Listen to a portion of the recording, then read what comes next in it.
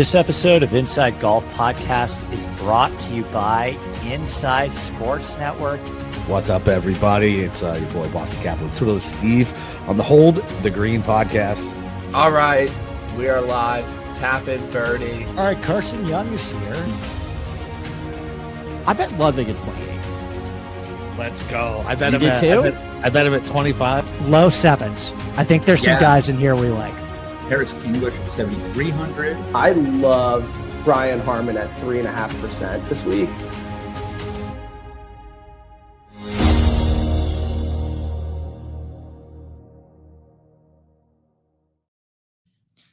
All right, we are live. Scottish Open. I love the slate this week. Happy 4th of July, RB. How are you doing? You too, man. Doing well. Trying to recover from that bloodbath of a golf weekend at the John Deere Classic. So, yeah, I had an amazing week in DFS. I entered kind of the wrong contest and was a little bummed that my upside from like having the best player pool I've had all season wasn't as high as I would have liked, but I'm not in it for the money. So I was just happy that a lot of people in the Discord did well and I was able to do well. How was your week? Did you do okay at the John Deere, or did Brian Campbell take your lunch money? You were a little higher on Ben Griffin than I was, and that could have hurt because that was the one thing that needed to happen that set me up for success. I knew that I was going to have a good week the second that 35% Ben Griffin missed the cut. Yeah, that certainly hurt. Jackson Suber missing the cut on the number was probably the bigger nail in the coffin. But yeah, I mean, I had bets on Davis Thompson, who was obviously leading. I had Denny McCarthy. Davis Thompson, leading going into Sunday. I don't know what got into him on Sunday. I still won the contest I wanted to, but I thought DT, I was expecting a little more for him on Sunday than even par. Yeah, and then also had Michael Thorbjornsen, who obviously got there sort of backdoor on Sunday. But it was kind of circling all over it, so can't be too upset. But I did not have Griot, obviously did not have Ben Griffin, did not have David Lipsky. It wasn't going to be my week. That's okay.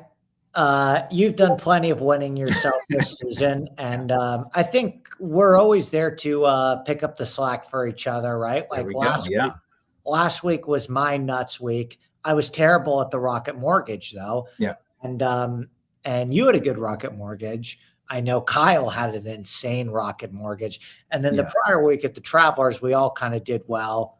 Rishi did the best at the Travelers, and then Kyle did the best at the Rocket Mortgage. I did amazing at the John Deere. And I remember towards the early beginning of the season, you had like 4 outrights in a row. Yeah. We need to have the Ben Campbell conversation because this guy Brian Campbell taking money from us. I don't know his first name. Sorry, yes. Brian Campbell. Yeah. Ben Campbell is playing live right now. But yeah, Brian Campbell, I mean, there were a ton of Griot tickets last week. Obviously, Brian Campbell also took the Potgieter bet from us in Mexico. So he's becoming quite a villain. What do you make of him breaking the mold? Do you think what's the takeaway?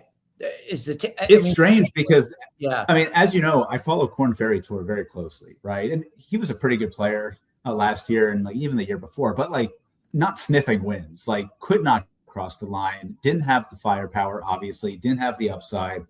I don't know if it's a confidence thing. He's obviously a much better putter now than he was the last couple of years, so that certainly helps. It does not feel sustainable, but we said that after Mexico, so I guess we'll see. I think people that are suggesting him for the Ryder Cup. I think some messages get lost sometimes in terms of it's difficult to understand tone of voice sometimes when it's communicated through a Discord channel or through Twitter. Is that a bit, or are people serious about that? I would assume it's a bit, but again, I mean, I don't know. If he wins again, he's almost there on points. So, but no, it feels like a bit. Obviously, there couldn't be a worse golf course in America than Bethpage Black for Brian. I agree. I've spent way too much time at Bethpage to believe that he has any chance to be effective at this golf course. In fairness, I will say this. Vedanta Vallarta was a tremendously long iron intensive golf course. And he just had that 7-wood working like it was a fucking wedge. Like I don't think it could be, you can count on him to replicate it. And John Deere is a wedge fest. So, it had some of the shorter proximity buckets on tour. But at Vedanta Vallarta, the approach shots coming in are some of the longest on tour. And it didn't matter one bit for him. It makes me sick. And I didn't even have Bet Grio or Pot Guider. I just know how many people in the Discord did. I don't want to spend even really one more word on him. So any closing thoughts? No, but look, I mean, I always like when these guys back up their wins, right? We've seen plenty of guys get one win and then do nothing else. So props to him with a lot of family more and friends win and there. 0 top 30 finishes in 15 starts. Yeah, but no, like I do think there is going to be a lot of Ryder Cup discourse coming up, but I don't think Brian Campbell is going to be part of that. So, well, let's jump right into Scottish because I love this slate. Maybe it's just the board feels a little bit more kind to me right now because I've had a couple good weeks, strung together a couple good weeks, and I'm seeing things a little bit more clearly. I don't feel like I'm putting as much pressure or stress on myself as I was earlier in the season when I was really searching to get over the hump in the outright market. And I'm just also in a beautiful place, living my dream, playing great golf courses every weekend, spending time with my girlfriend on the East Coast, which is my favorite time of year. That helps.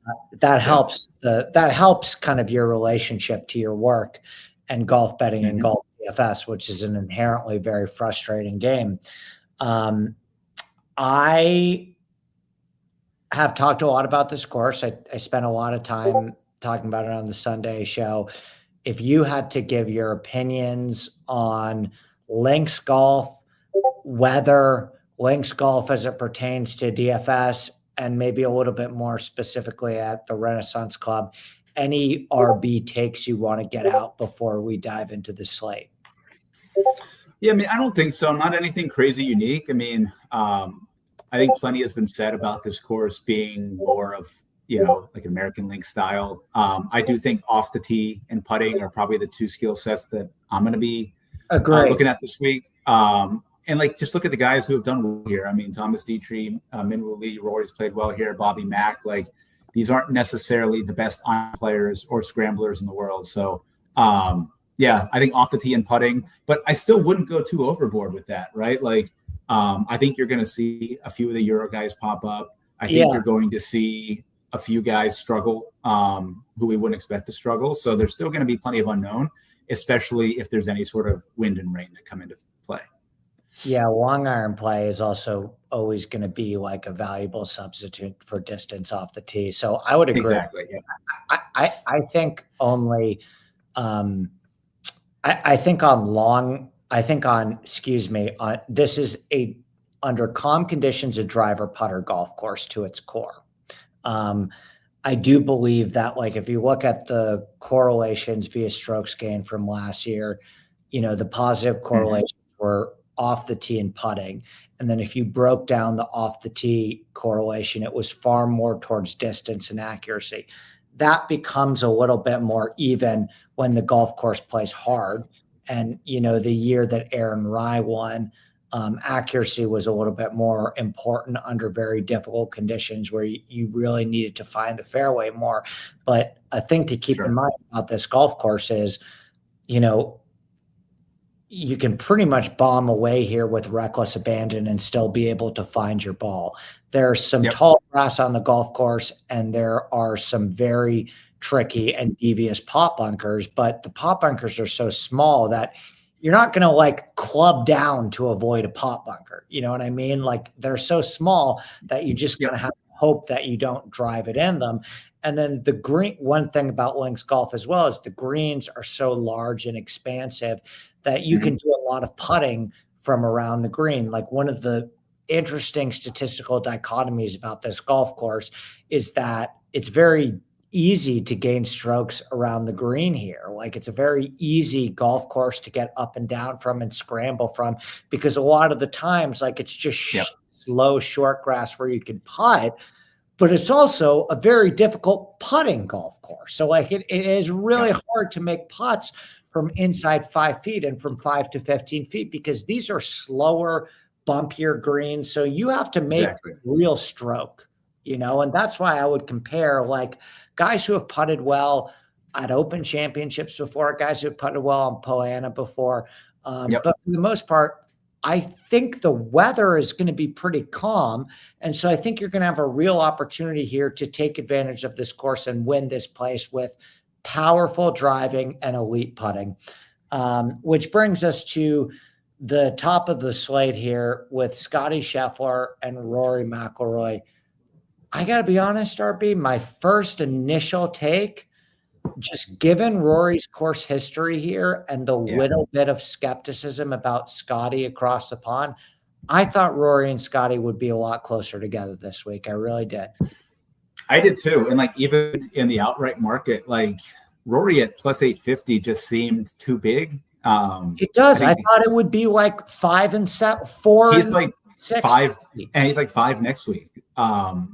Yeah, it just seems like a very, very big number for him. I didn't get there, but I am with you, I think. Now pricing is very soft this week, so it's not hard to spend that extra money to get to Scotty Scheffler. It is, but the 6K range isn't exactly filled with bangers that you want to load up for a guy that's $13,000. No, but I almost treat this a little bit like a no cut because I just think there's a lot of variability here, and there's obviously a lot of really bad players down at the bottom. But yeah, I think in a vacuum, I would take Rory over Scotty. I would imagine ownership is almost split evenly between the two of them. I don't really think you could play both of them on the same team and feel good about it, but I think both of them will be pretty similar in ownership this week. It's interesting. I came in here this week expecting to do a little bit of Scotty defending because I started to hear some narratives that like Scotty really is unproven on links golf courses, and he's, anytime you have variability and variance and some elements that he can't control, he is not the golfer that he is under PGA Tour perfect conditions. Totally with you on all that stuff. Like his baseline across the pond, he has like 2 top 10 finishes and 2 top 25 finishes in 4 appearances at the Open. So if you're comparing Scotty's major record at the Open compared to like how Scotty performs on the average PGA Tour golf course, it's a little bit below his baseline. But Scotty's ball striking numbers for the last 4 Open Championships, like he has no problem on these turf conditions. Like of course not. He stripes. Now, the only thing that you would say to yourself on links golf courses that may devalue for Scotty is that would you probably say that Scotty's a better chipper of the ball relative to competition than he is a lag putter? Yes, probably. Absolutely. Well, and it's especially off of short grass, right? And you're going to see a lot of that this week. Yeah. And typically I'm throwing a little bit more of a blanket statement than I need to, but typically on a lot of links golf courses, you can get away with not being a good chipper of the ball. That skill is generally devalued at a lot of links courses. And that's why in my opinion, one of the reasons why you've seen Viktor Hovland have such a strong links golf and Open Championship resume under a limited sample size. And the one thing that I would say about Scotty Scheffler is that he hasn't really had a good putting performance on these fescue native grass greens. Now, counterpoint to that is this is the best that Scotty has putted in his entire career. Scotty has gained strokes putting in 8 out of his last 10 starts. He's just a good putter in 2025. He's an above average putter. He's a good putter from 5 to 15 feet. He's been good on every surface. He's had weeks where he's gained 3-4 strokes putting. His bad weeks, the floor has been raised. Those weeks where Scotty used to lose 4, 5, 6 strokes putting, those aren't happening anymore. So my biggest question to you, RB, is like, do you trust the long-term stuff on Scotty where he struggled on these slow fescue greens, or do you think he's a new man with the putter and he's going to gain strokes putting this week? Because I can tell you one thing. If you told me what Scotty's strokes gain putting number is and nothing else, I guarantee you I'd be able to get very close on his finishing position. Yes. So, I mean, I don't think anybody can consistently putt these greens very well, right? I just think they're bumpy. They're slow, like you mentioned. But yeah, I'm more inclined to take a long-term view of this. Like, I don't expect Scotty to putt as well this week as he's been putting. So if that's enough for you to say, all right, I'm going to Rory or I'm going a slightly different direction, then I'm probably with you on that. I was posting this in the chat, but I'm just going to say it because it's going to take me less time to say than it is to type. Dave, there are aspects of Canada that are fucking unbelievable. Maybe you just don't live in the right part of Canada. I'm going to Canada. I'm stopping by Canada for only 2 days in a couple weeks. It's one of the most excited things I am to see this summer. Mainly because of the golf course that we're going to see, Toronto Golf Club, which is a hairy cult that I've heard incredible things about. But yeah, Canada, give Canada a chance. Yeah, Natalie, I'm going to Toronto for 2 days after you leave in New York, or after you leave New York. Surprise. I got an invite to Toronto Golf Club with my good friend, a friend, buddy, after I play Oak Hill with him. Okay, upwards and onwards. I gotta say, I really like the 8 and 7K range this week. When I started building, I'm considering fading both Rory and Scotty and building some super balanced lineups this week. Do you think that's viable, or do you think that you need one of those two guys and you view Scotty and Rory on this golf course as a gap between Colin, Tommy, and Xander? So I'm with you that I really I like the 8K range quite a bit. Obviously, there's plenty of guys down in the 7s as well, but I am leaning more towards balanced builds, but I feel like I can still do it with Rory. Like, I can do Rory and multiple 8K guys, or like Rory in 1.8 and 1.9 and feel pretty good about that. So I am not going to play Scotty. I'm not going to play Xander. I am going to play Rory with a handful of the 9s and 8s, I think. So Jordan makes his comment. And be honest, I could be wrong about that. I kind of disagree. I kind of think that we're going to hear from Xander in a big way, and he's going to finish the season on a high note. I don't have like a tremendous amount of Xander's season in 2025 has been a little bit of everything, right? Like, it's just been a lot of like 1 step forward, 2 steps backwards. Okay. Dave makes the comment, Xander's in danger of missing the playoffs. Like, I think Xander is highly motivated this week to finish out his season on a strong note, and he needs to play some serious golf to qualify for East Lake and all of that stuff. Xander has been, if you just look at strokes gained total over the last 5 years at Open Championships, Xander has been the best lengths golfer over the last 5 years. And he also has a win at the Renaissance Club 2 years ago. Now, the win came in a lot more difficult conditions than what we'll see this year. But RB, if we think about the skill set that made Xander so much money last year, like when Xander's at his best, he is a driver putter guy. Xander last year, of all the elite players, was the best putter on tour. And Xander, the putter hasn't totally gotten there this year, but like, I'll just say this, and I may end up playing them both because I may end up actually fading Scotty and Rory and just going with a balanced approach because I love my balanced lineup so much. Yeah. Xander, Colin, Tommy, that's tough for me this week. How would you rank the 3? Well, so, I mean, I bet Tommy, so I guess 1 for me. I feel bad about it. I feel dirty about it. But I don't think he's the type of guy who's going to carry scar tissue, because when you have that much of it, like, yeah, right? Yeah. He's played this golf course many times. He lost to Aaron Rai here, if I remember correctly. But he's playing great. I don't trust Xander because, look, what you said is true. Like when he was at his peak, it was driver putter. Those are probably the two parts of his game that haven't cooperated at all this year. Like his spike weeks have been iron spike weeks, it seems. True. Like, right? Although the problem at Travelers, which was a fucking disaster, was he lost like 5 strokes in approach. Yeah.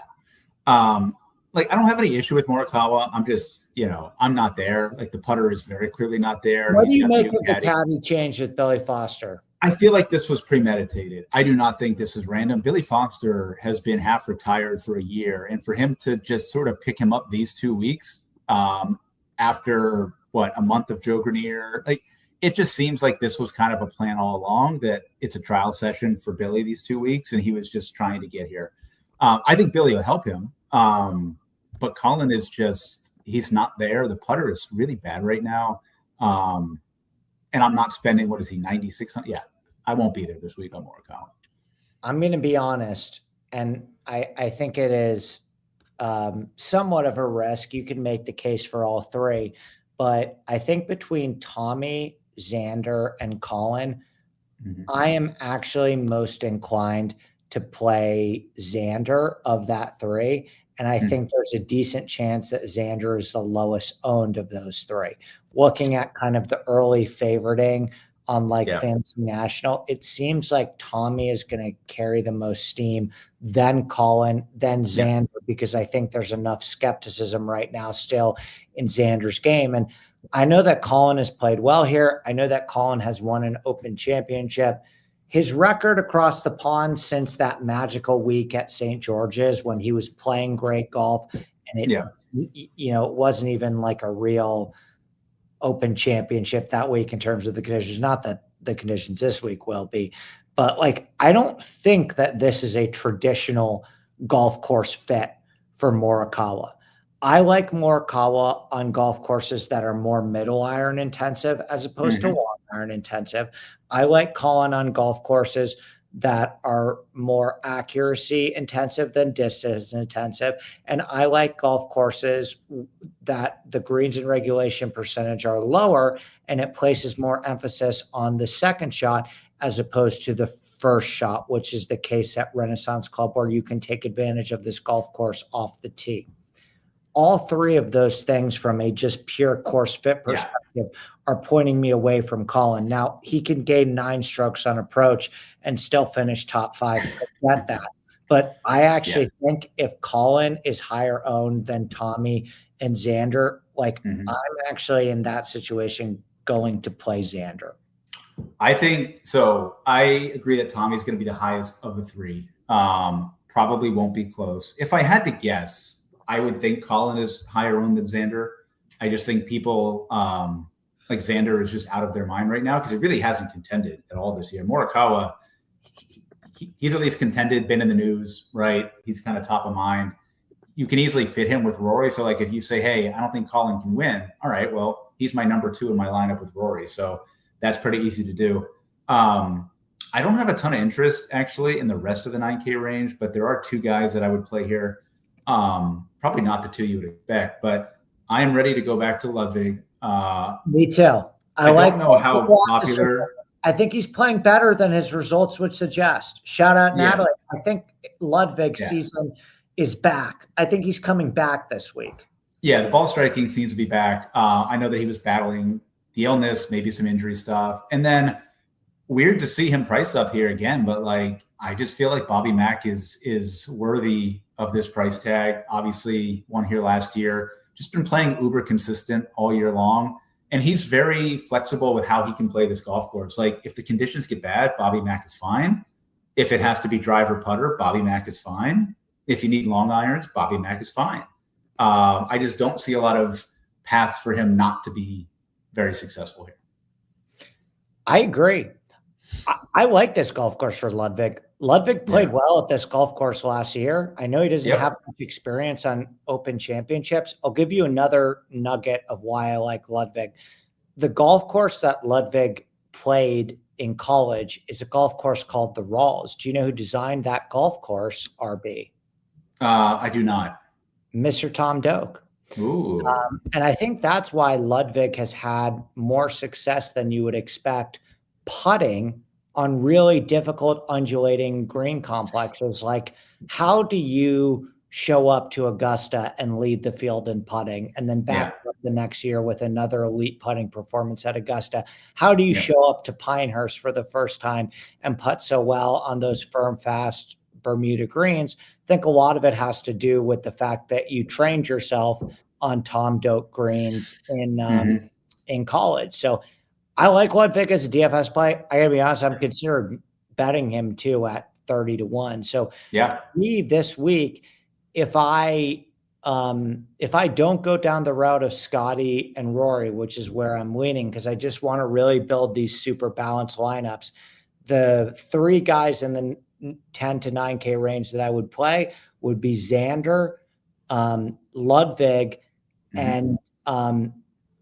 what do we do with Bobby Mack? Because is Bobby Mack going to contend to win here 3 years in a row? But like, he's my guy, man. Like, he's playing great. He's playing unbelievable golf, and it's an unbelievable course fit. Unbelievable course fit. Yeah, I'm playing him. And like you said, you could play, you could just start with three of those guys. I could rip a Bobby Aberg Fleetwood team and feel pretty good about that. So take us into the 8K range. Yeah, so I'll let you talk about Fitz. I know both of us bet him. I think he'll be one of the most popular bets. Yes, we did. And I had already bet him for next week, so I was probably going to bet him here anyways, just as sort of a mental hedge. But Corey Connors, he's coming off the wrist injury, so I am waiting. I mean, he's here, so I assume so. But I love Connors this week. I don't mess with wrist injuries, so I'm probably going to stay away. I did bet Adam Scott. I like him a lot. Played well here last year. I don't really care as much about that, but just he's been historically a very good links player. He's shown up this year. This version of Adam Scott is driver putter. It's weird, right? And those are his two best skills now. He can't do it for 4 rounds. I can't believe how long he is for being this old still. And he's got these spike rounds where like he'll lead the field in putting for 36 holes, and then he'll lead the field in like off the tee for a round. So yes, I do think this version of him makes a lot of sense. And then very similarly, Ryan Fox, like people view him as a bomber because he is, but he is a really good links player. And in Europe, has had a lot of success on club down courses as well. So he could be a factor next week. I do think he can be a factor this week. So any combination there of Fitz, Scott, Ryan Fox, I am in on them. I fear that you've just named the 3 highest owned players in that range by a healthy margin. If you had to, who do you think's the most popular of that group? Because we don't have our guy Andy in here giving us some of the tips chart info, but I would, from what he said, Ryan Fox already significant steam. It's interesting because I've seen a lot of Aaron Rye. I've seen a lot of Harry Hall. I've seen a lot of Maverick McNeely. I think you're on that too. Like can't play them all. So. Yeah. For me in the 8K range, I'm playing Connors, Fitz, and Mav. Yeah. I feel like people are going to play Harry Hall though. People love Harry Hall. Agreed. Totally agree. Harry Hall will be popular. Yeah. I think Fitz could be the most popular. I mean, the Fitz thing just, does Data Golf even love Fitz that much? Like it's all pretty spread. Like I gave the sell on the Sunday pod, and I don't know who else is steaming Fitz. Well, I mean, Data Golf's favorite value in the 8K range is Maverick McNeely, so that probably doesn't bode well for you. But yeah, look, if people are going to be playing 2 or 3 of these guys in a lot of teams, like maybe that's your way to get different. Like maybe, we just play 3 9K, skip the 8K completely, play 3 7K. Like there's different ways to do it because like none of these guys have more than like 2% win equity. So I'm not too worried about that. Yeah. I mean, I will say I made a ton of bets in the 7K range. Like I bet Fitz. I bet Fitz at 45-1, and I love Fitz. I mean, particularly, listen, if Fitz is 20% There you go, Matt. That could be another reason if Mayo and Jeff are on him too. I'll talk to Jeff today, odds checker, I do, and be able to confirm that. But there's a lot of things working in Fitz's favor. I'm not going to give the full sell again like I did on the second pod. If you want more of the reasons why I like Fitz, go listen to the Sunday pod.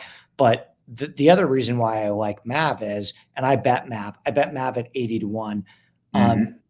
The current version of Mav McNeely is a driver putter guy. Like Mav is driving the ball great, and he has a ton of putting upside, and he's played well at this golf course in the past. Like Mav McNeely 80 to 1, I'm all in on.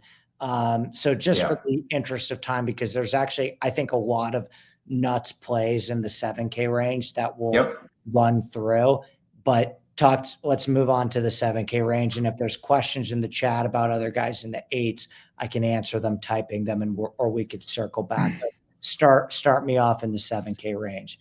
I mean, there's a ton here. I think, again, it's really up to what you're looking for, like whether you want the accuracy guys or whether you're going driver putter. You have all of the Danes, I think, make sense. My two favorites would probably be Rasmus Nørgaard Peterson, and then I would take Nikolai over Rasmus. He's actually $400 cheaper, but I just like his form a little bit more. I've seen a lot of Greaserman. Obviously, I've seen a lot of Thomas Detry. He lost in a playoff here. Those are my guys. Yeah, I think they're all great. Like, it's just a matter of catching them on the right week. Like, we've seen a lot of random stuff here. We had a random Alex Smalley year. We had a random Lee Hodges year. We had a random Cameron Tringali year at this golf course. So, like, a couple of these guys are going to show up there and be in the top 10. Yeah. Okay, so I'll run through because there's a lot of guys I like in here and a couple guys that I bet. Top of the range, Grazerman and Detry. I freaking love both of those guys. Grazerman and Detry are on the driver putter committee. Detry's not playing that well right now, to be honest with you, in fairness. And so hopefully that keeps his ownership down. But he's played great at this golf course in the past. And I think there's enough signs of life. Like Detry had a really good ball striking week at the US Open. I know he didn't play well at the Travelers, but I don't expect him to play well at the Travelers. That's not a good golf course for him. Detry played great at the US Open. And then, Grazerman, I've gone through my ups and downs with Grazerman, but Grazerman was a huge play for me at the US Open. I actually took a break from him at the Rocket, and that was a mistake. I had no exposure to the Rocket, and everybody else at ISN was on Grazerman at the Rocket, and I was regretting that. And I love his course fit this week. Is Max Grazerman going to come off an incredibly difficult playoff loss at the Rocket Mortgage, and then in his next start win against a field that's 20 times better than the Rocket Mortgage in a different country? Maybe that's a big ask, but in terms of like a DFS guy that I think is going to outperform his finish position, make a lot of birdies, and finish somewhere between 5th and 20th, like, sign me up. Yeah, I do feel like he's going to be one of the higher owned here, for sure. But again, there's so many options that, like, I don't think anybody here is going to be like pushing 18 to 20%. You're going to get the natural bump in terms of Europeans. Like, people are going to play Jordan Smith, and people are going to play Alex Noren, and people are going to play Matt Wallace probably, right? I don't necessarily love any of these guys. Random Americans who I think could play well this week. I'm very good playing Jake Knapp again. Interesting. Obviously not a great putter, but if you're I think, so I was just pulling up Data Golf. He's their number one value, so you might be in some trouble there. But yeah, look, I mean, very similarly, Jake Knapp is basically the same mold with a little bit more consistency and probably a little bit more upside. So I think he makes a lot of sense. Andrew Novak is finally cheap enough that, like, I'm happy to go back there because we know what he can do. And I think he's still playing fine. And now he's down in this range where I think he should be. Luke Clanton, at 7,100 off of a couple missed cuts. That's murdered me last week, RB. He was in our ISN Bald Nose After Dark lineup, and he, that lineup had kind of low key the nuts if it wasn't for him missing the cut and making. But the driver putter was like, I feel like that part's been, I know the putter was bad, but the ball striking was really good for him last week. So, yeah. I have a 2-part question for you. Actually, we'll go one at a time. I want to answer, was this John's question about JT? Because I have a specific JT take for this week, but any thoughts on JT? We passed right over him. I think forgotten elite vibes. He may be the lowest owned player in the 9K range. I think he could be. He's played this course terribly. I think he's played here 3 times now and hasn't really played well at all. So, I have a little JT fatigue, and I think there's just so many better options up there that I would expect that he is probably the lowest. Maybe Sam Burns will be lower owned, but he's probably going to be one of the 2 lowest owned in that 9K range. Yeah. I think JT's 100% going to be lower owned than Sam Burns. Always a good DFS play because he has a 61 in him any course, any week, anytime. Probably a better showdown play, but he's going to be very low owned this week. Yeah. I don't know if I'm going to get to JT. I haven't crossed him out in red ink yet, but the specific take that I would give to JT to keep in mind, first of all, if he's 5%, 7% on a links golf course that obviously has a lot of variance, I'm never going to talk you off that play. Number 2, one thing in terms of like the course fit, just if we forget ownership and talk about the course fit, I think this is a golf course that sets up well for Justin Thomas off the tee. I think that he could whale away with the driver a little bit and not find himself in the type of trouble that he has at other golf courses. And the other thing that I would mention with John JT is, have you looked at his putting numbers over the last 8 weeks? Like JT has been a positive putter for 8 tournaments in a row. Yep. It doesn't feel like he's a good putter still. It doesn't feel like he's putting well. It still feels like he misses every putt that he needs to make. But for 8 tournaments in a row, Justin Thomas has been a positive putter. And it's like the same thing as Scotty Scheffler. Like Justin Thomas and Scotty Scheffler this year are just really, really good putters. And Justin Thomas at least still doesn't like feel like one. Sure. Yeah, I'm with you. I don't know. Just doesn't feel like a links player to me. Like, not that again, this is formal links, but his course history resume is very hit or miss. Yeah. And so just the course history for me, I think, is the final nail in the coffin. So yeah, no JT for me this week.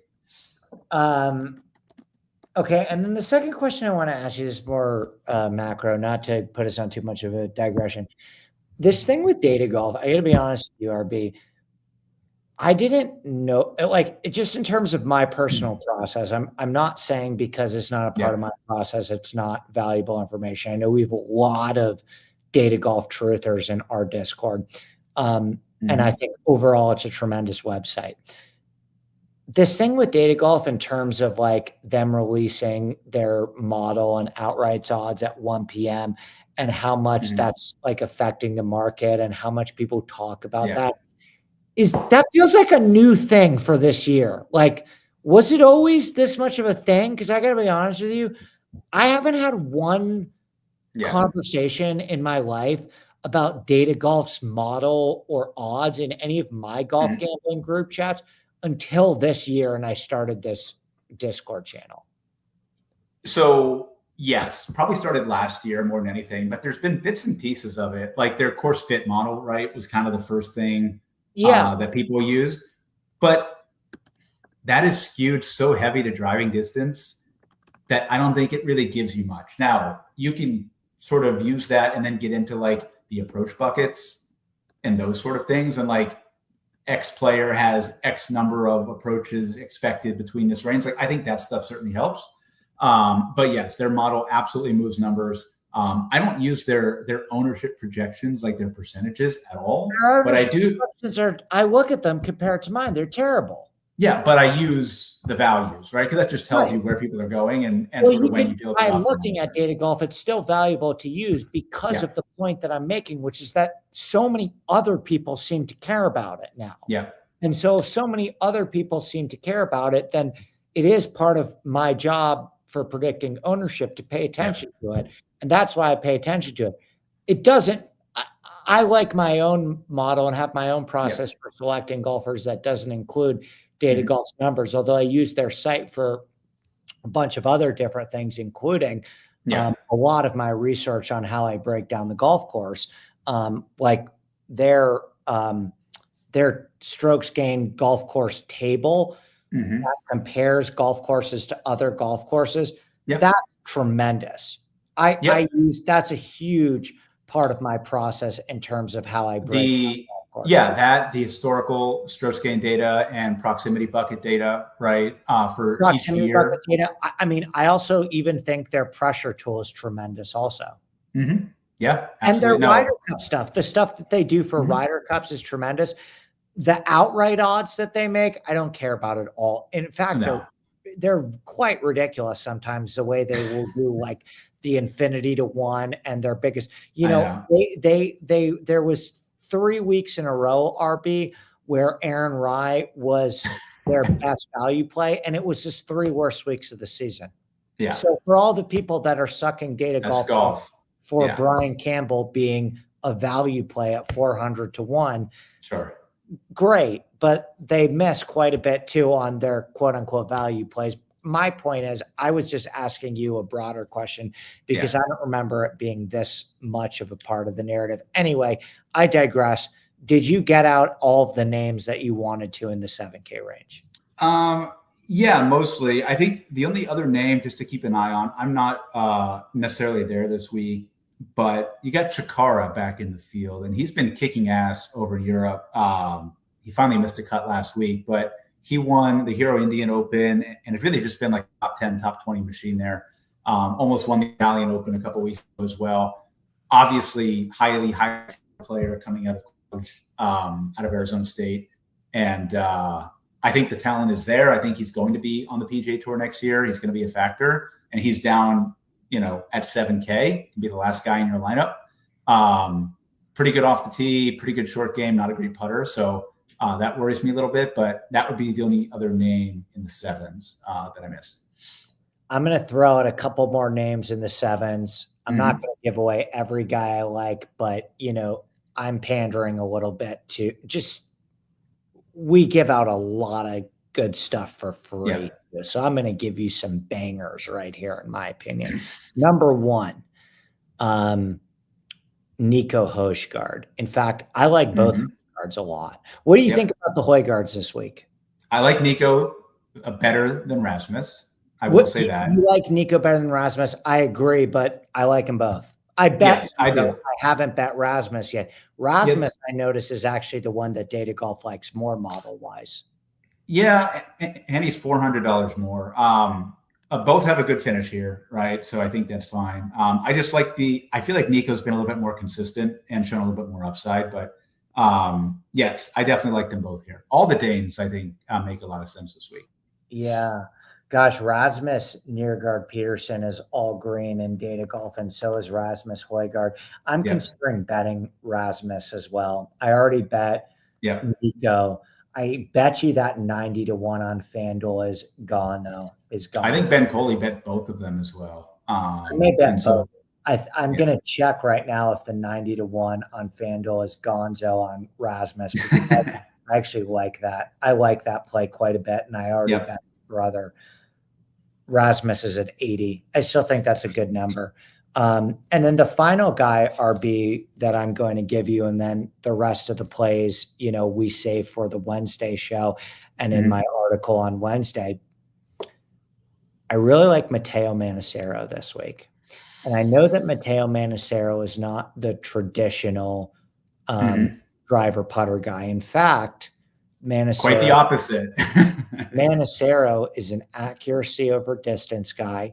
He's an iron play over off the tee guy, and he's a short game over putting guy. So you're thinking, why would I like Manassero? Well, when you gain 9 strokes on approach and are $7,400 and have played well at this golf course before. I don't care. I mean, again, always remember that even on driver putter golf courses, short, elite long iron players is the antidote for distance. And Manicero, what he lacks in distance, he makes up for with elite middle to long iron play. I think Manicero is going to be great on this golf course, and he's got some pretty good links resume. I mean, you got to remember with Manicero's been playing these links golf courses since he was like 17 years old. Yes, and he played well here last year. Granted, he was like on fire in Europe last year, playing great. I worry about the upside with him a little bit, but again, he's down in the low 7Ks, so he's your fifth or sixth guy in. So yes, I do like Manicero a bit this week as well. Dave's 100% right. I have a huge soft spot for guys that spike on approach. If somebody spikes on approach, like I'd literally step in front of moving traffic for them. Yeah. Like if you spike on approach, I believe that you are God's gift to green earth. Dave knows that. And then I have one more elite play. 7,500 Benny on. Benny on. I was talking to someone about him earlier today. Yeah. You're cooler on him than me. You don't trust the putter, huh? A little bit. I think it's fair. I don't know. I definitely don't trust the putter. But it's not a traditional links course, and I think he has a lot of those driver and the long iron skill sets that we'd be looking for here. Yeah. It's the most important skill in golf. I mean, read Mark Brody's book about strokes gained at the highest majority of golf courses, and technology has changed a little bit on it, where I do think there are more driver putter golf courses, but on nearly every single golf course on the PGA Tour, if you are modeling, your highest rate should be approach play. Always. Approach play for me is minimum 25% of every single model that I make. And I would imagine there's some people that weigh it even higher than me. But you can fix, I mean, in some cases, like if you're Tom Hoge, you're putting a Band-Aid on a bullet wound. But if you're a good middle to long iron player, and I was having a draft of skills, the top 3 draft picks would be like middle to long iron play, distance off the tee, and like an old putter from 5 to 15 feet. Yeah. Approach is still the number 1 draft pick on any golf course. So Benny On, though, Benny On's played really good at this golf course. Benny On is back-to-back top 25s at his last 2 opens. It's interesting. Yeah. I have no recollection of either one of those finishes, but yes. Yeah. And me neither. They were pretty backdoor. And there's one other thing I was going to say on Benny On. He played really his ball striking from Rocket was insane. He gained a ton off the tee and a ton on approach, and his ball striking from Travelers was really good as well. But those are my 2 favorites in the set. Yeah, it's just like almost like the ship has sailed when you waste those good ball striking weeks, because then you inevitably are going to regress with the ball striking while you positively regress with the putter, and then you're sort of stuck in that T28 range. But yeah, I would have some interest in Benny over a lot of those other names that are there. RB, you're more equipped to answer this question than I am, because you're more locked into the DP World Tour, and this can transition us into finishing in the 6K range. Talk to me about Wrighton, because Kyle has already sent me 30 texts about him. So I imagine he's up to something. I did. So I bet him in the market without the top 3. So he was 125 with the top 5 without Scotty, Rory, and Tommy. So he is. How do you spell his name? Without a doubt. Is it Reiter or Reitan? Reitan. Reitan. He is it Chris? He is unquestionably. Christopher. Yeah. Okay. So he is another in the long line of Norwegians. He grew up playing with Ventura and with Hovland and with all those guys. He has unquestionably been the best player on the DP Tour this year. Oh my God. He's a driver putter guy. He's a driver putter guy. Absolutely. And So he was my favorite of that range. He's playing great. He won about a month ago, had another runner up. I believe he finished 4th last week in Germany as well. He will obviously be on the PGA Tour next year because he's going to get his card. Absolutely driver putter guy. Yeah. Can't really do anything else. Doesn't have a ton of links experience, but I don't necessarily care about that. I mean, his data golf profile, if you look at it's perfect. Up top, it's like the most driver putter guy.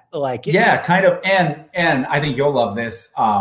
He looks identical to Jesper Svensson. Cannot tell them apart. Who's another driver putter guy. You cannot tell them apart. Same, yes. At that end, he's down in 6s this week, right? So yeah, I will absolutely be playing right hand. At that same price, the other name people will recognize there, Rory Cantor. He is the other guy who I bet without the top 3 this week at 125-1. Not a good putter, but he's a great driver and a good ball striker. His putting weakness is actually like 4-footers. So if he could just make 3 and 4 footers, he can absolutely top 10 5 event. I have no questions about it. So Cantor and Raitan, probably my 2 favorites. But if you just look at all those guys at like 68, 6,900, you'll absolutely see probably 3 of them in the top 20 this week, probably 1 or 2 of them inside the top 10. So like, I would not be afraid to go down there, whether it's Tom Hoagie, whether it's Andrew Putnam, whether it's Antoine Rosner, who I've seen, you will see a few of these guys pop up this week. I will say, I'm glad you gave me Raitan because I still wish that he was like 6,500 instead of 69, because there's only one other guy in the 6K range that I currently have circled for my pool, which again is leading me towards more of a balanced build. Like if I could find more gems in the 6K range, then I would play Scotty Scheffler. But I need, and for that to happen, I would have needed Manicero to be like 6,800 this week and Wrighton to be like 6,400 this week. Yeah. And the guy that I kind of don't want to give him away because I think he's an elite play, but fuck it, I'll give it away. And he's a huge driver putter guy, RB. He's coming off a 7th place finish at the Italian Open. He's played well before at other Tom Doak golf courses like Memorial Park. He lost in a playoff at the Colonial and actually has 6 top 10 finishes this year. Do you know who I'm thinking of? Matty Schmidt, yeah. Matty Schmidt, 6,900. Yep. I don't know if you watched much Italian Open, how relevant was that like a relevant tournament for us, or was that more of a backdoor? It was, I mean, he was there, but it was a 2-man race all Sunday. But yeah, I mean, not a backdoor finish. He played well all week. Yeah. So Matty Schmidt's my favorite play in the 6K range. I gave a look to Valimaki. I think Valimaki's okay. Mm-hmm. But Matty Schmidt so far is the only guy that I love in the 6K range. And to be honest with you, that's the reason that's leading me towards more balanced builds, is because I think 73 through 9K is really strong. I love Benyon, Hojgaards, Grazerman, Detry, Maverick McNeely, all those guys in the mid 7K range. If you decide to start your lineups, Xander, Ludvig, as opposed to Scotty, whatever, Scotty instantly, your average salary, if you just play Scotty, is below all of the players that I like in the 7K range, essentially. So if you play Scotty, you're going right to Detry, great. I mean, and then you have to find somebody below Matty Schmidt. And that's my problem with playing Scotty this week from a building strategy, is that I think there are so many great plays in the 7s, low 8s that could win the golf tournament that I think, and it's burnt me in the past where I thought the same thing was going to happen at the Memorial, where I was like, God, the 8K range and the 7K range is really strong with guys that I think can win the golf tournament. And it gave me the thought in my head that I could build better balanced lineups without Scotty than the Scotty lineups. And I'm worried about falling into that again because it doesn't always work. But I got to say, I think it's kind of hard to build great lineups with Scotty this week unless you love the 6K range, personally. Yeah, I think you have to feel good about one of those guys, or you're playing a bunch of 7s, which is fine, but then you're missing out on that 8K range that we love so much. So I'm with you. I'm probably not going to land on Scotty this week, and yeah, I expect to get burned as usual. As usual. All right, RB, any closing thoughts? Any guy you want to mention before we No, looking forward to it. Let's get it's been a couple weeks since we got a win, so let's get one here. Hopefully fits since both of us have him this week. All right, cheers, RB. All right, see you, bud. Thank you.